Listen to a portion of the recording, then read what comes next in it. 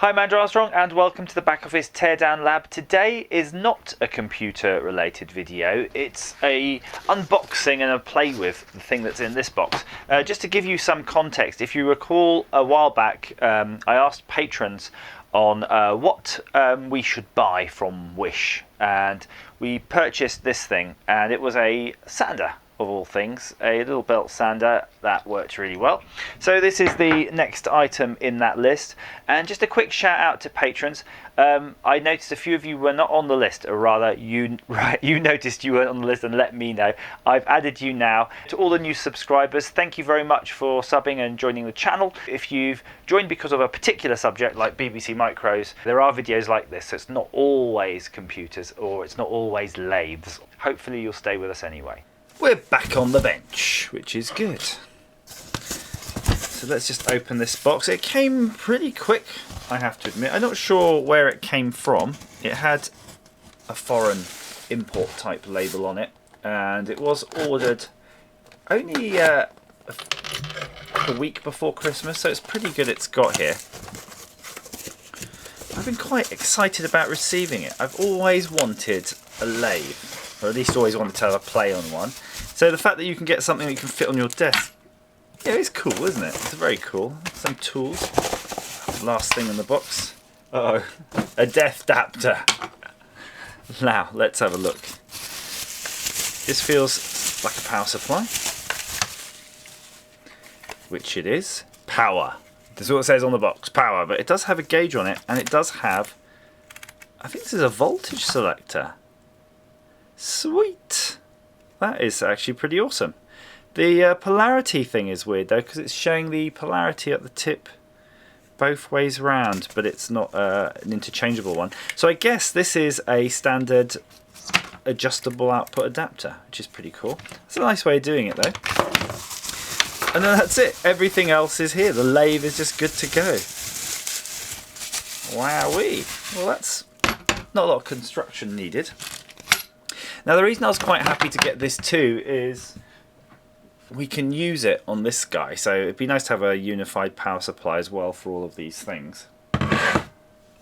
So you've got a standard drill chuck. Looking at it, I'm looking at it from top down, you're already seeing it top down. It looks kind of like this is twisted here. Do you see there's a definite dog leg, but it's just a bit of tin work. And actually you can see from the bottom it's not on all the way, that's all that is. And there's the shaft of the motor at the back, power there, and just an on-off switch. Not much there. Hopefully there's a chuck key. Yes, there is a chuck key. And then there are some basic wood carving tools, which look like somebody's just hacked them out of a bit of steel, so you can probably sharpen these yourself or get a set of chisels from somewhere. It's so diddy. Right, I guess I need to just set it up. I've got the power supply hooked up on 18 volts as a starting point. Managed to cut a bit of a broom handle off, so I think that makes a good starting piece. I have also mounted the whole thing, as you can see, on some bubble wrap. I'm going to find some plastic feet, or rubber feet, or cloth feet, just any kind of feet to put under that at some point, because as you can tell, well, as you could guess, it is noisy as hell.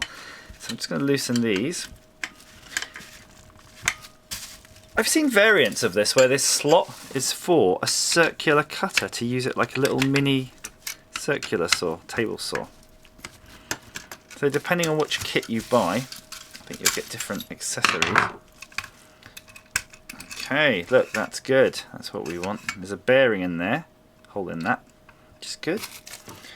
So how do you hold the piece? I guess you have to use this screw in this chuck, which we're going to do. See, I don't really know anything about real lathes, and I certainly know even less about these things, but I can guess. Okay. So I'm not sure how you encourage a piece like that to start. You might want to drill a little hole in there as a pilot. Now, I definitely haven't got that in the centre though. We'll try our best. Right. Mr. Cool Beans is in the house. Right. Just going to adjust this little rest. Again, just a nice little bit of angled aluminium. You could make all this. It's very cute. Now, I don't know what speed to do it at, so I'm going to do it on the slowest speed, which is 12 volts. Get all the tools out of the way. I'm worried that everything's going to get covered in sawdust. So.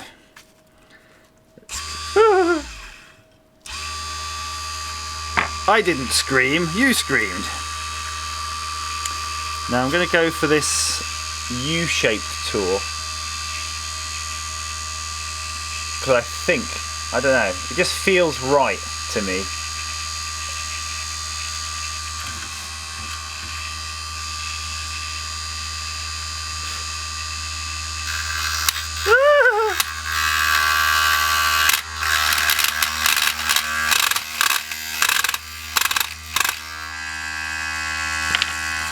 Okay, I would probably advise as well, don't do it in your Christmas jumper, do it in an apron. This is crazy. But look at those gougy cuts. Might want to run this over a bit of sandpaper or something.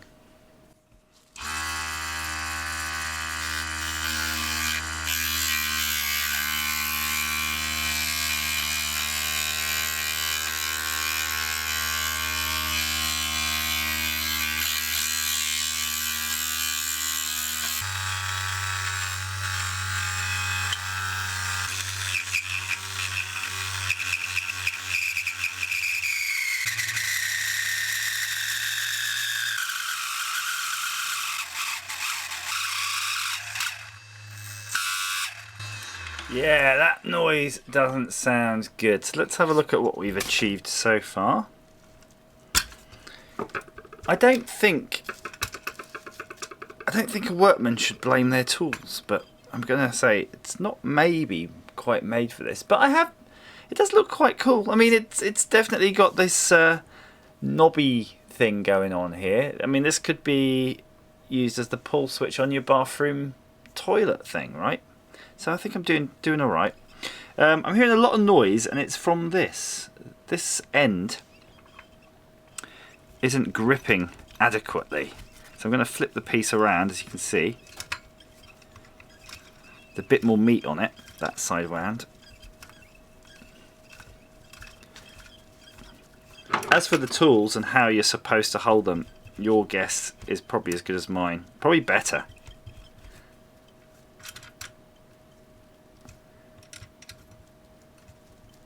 Yes, that's nice and tight.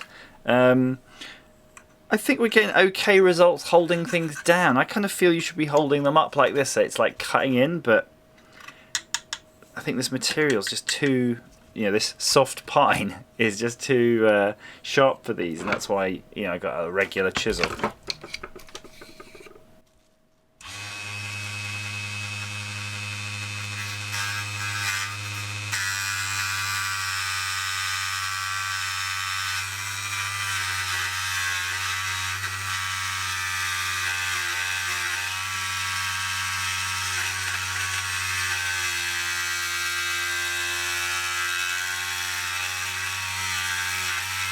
And let's see if we can combine the two powers with our belt sander from last time.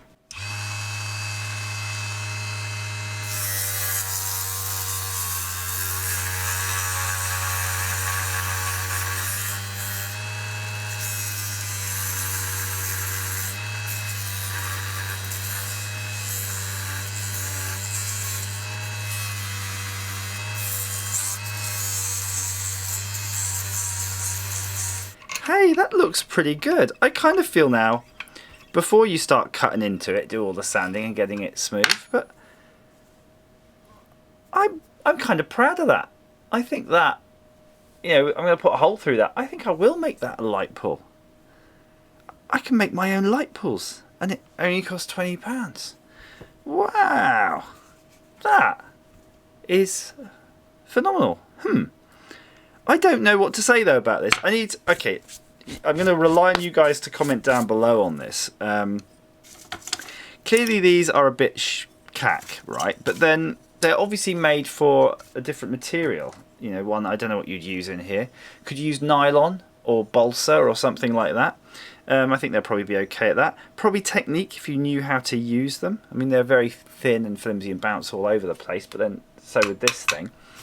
But like for something that you can keep in a shoebox, you could keep the whole kit in a shoebox. I'm sure you could pimp these up with some actual decent ones. I kind of feel that if you could get something that would stay in the chuck, like a piece that would be held in the chuck itself, I don't think you're going to have a problem with that. I'm not sure how you'd thin this down. Maybe you could whittle one of these down so the end is small enough to actually go in the chuck itself. And some of these tools, I've definitely seen it before, where they can chop a piece off by holding this in like a knife.